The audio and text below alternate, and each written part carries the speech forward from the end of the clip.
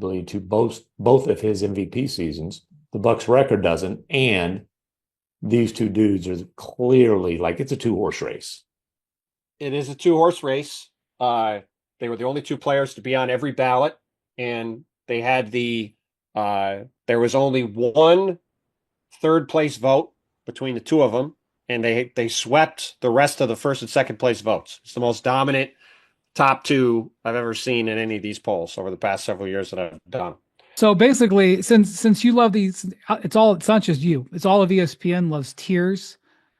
Our editors love tiers. So there would be these two guys would be in tier 1. Correct. Giannis would be in tier 2 by himself. Or no, he would be. I guess he would be with Tatum. I would say he and Tatum are in tier 2 together because I can't get him toasted. Well, I think Giannis will finish third pretty clearly if he's eligible. But if Tatum, I think, will be the next guy.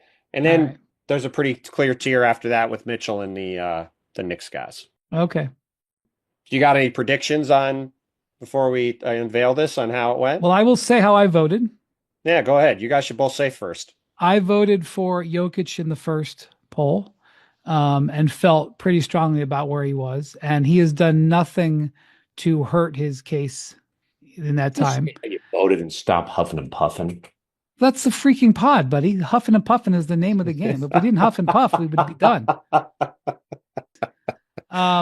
But Shai has been so impressive and the Thunder so dominant that it is really the classic case for MVP.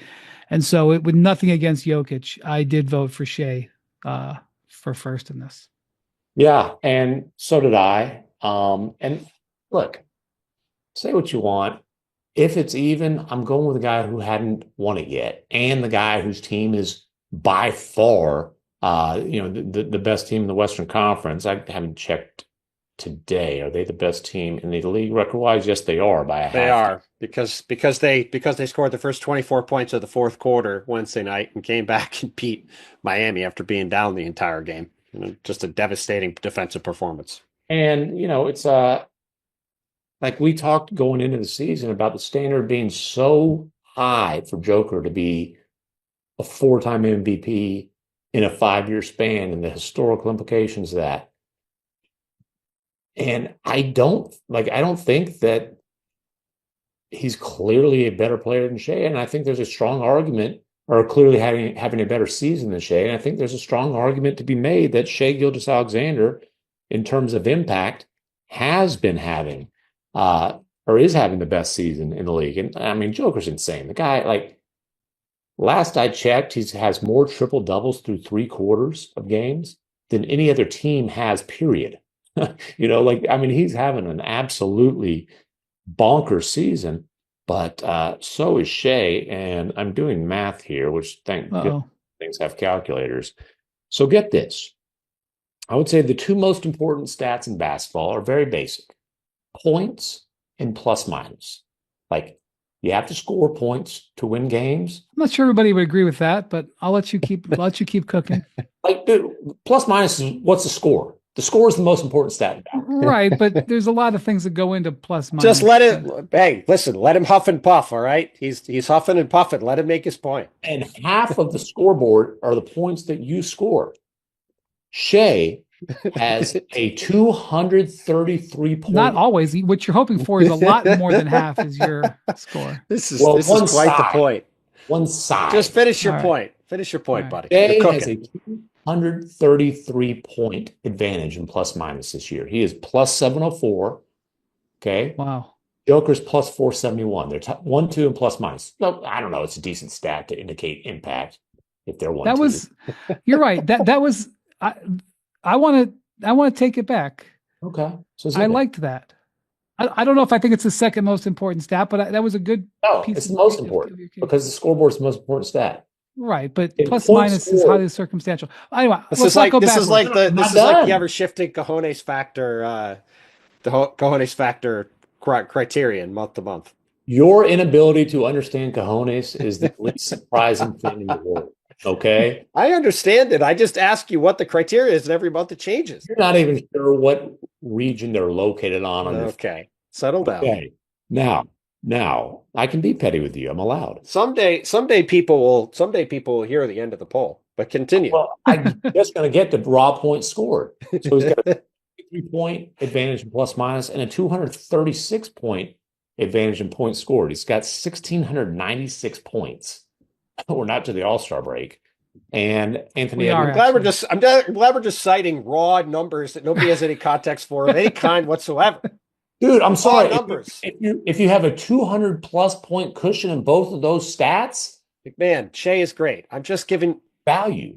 And if you're a significant contributor to the number one defense in the league, and you're averaging whatever the hell he's averaging in rebounds and assists, he's one of the best defensive playmakers in the league.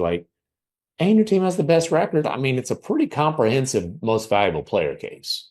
Well, it's pretty simple for both guys. Hey, Jackson, you better comprehensive. That get that thing up on the board, baby. There you go. We're the vocab lessons are working. I mean, the case for each guy is very simple. Jokic is the first non-center to average a triple-double for a season as of now. His numbers across the board are completely bonkers. Shooting 57% from the field, 45% from three, 29, I think 12 and 10. Just crazy numbers. Shai would become the, I believe, 6th player in NBA history as of now to average 35-5, a steal, and a block a game. The other guys are Jordan, LeBron, Embiid, Giannis, and Wade. It's a pretty good list also. So, the numbers on both sides are crazy. Now, for the actual results, in second place with 30 first place votes, 69 second place votes, and 1 third place vote, 788 total points, is Nikola Jokic, who's now in second. He was in first in the first poll. Only 30 first place votes. I'm going to get to that in a second. So, obviously, then Shai is left in first, 70 first place votes, 30 second place votes, 910 total points. Oh, number 1 or 2 on every ballot. So what is the separation in points? 122. Now, a couple things. So here's the thing. We're talking about a totally binary race now, right? These two guys are 1 and 2. Nobody else is getting first place votes. Hardly anybody else is going to get a second place vote. It's going to be, we're back in the same, it's maybe not going to have quite the same venom, but it's going to be the same thing as Giannis and Harden, Jokic and Embiid, etc., the rest of the season. Now, in the 2 weeks leading up to this vote, because the context of these things always matters, right? What's happening? Last time, as you mentioned it, McMahon, we did this right around the NBA Cup final. Giannis beats Shai in the NBA Cup final, probably the worst game the Thunder played all season. Shai lost some ground there. Right, worst game he played. Shai lost ground there. Giannis gained ground there. Jokic was in first.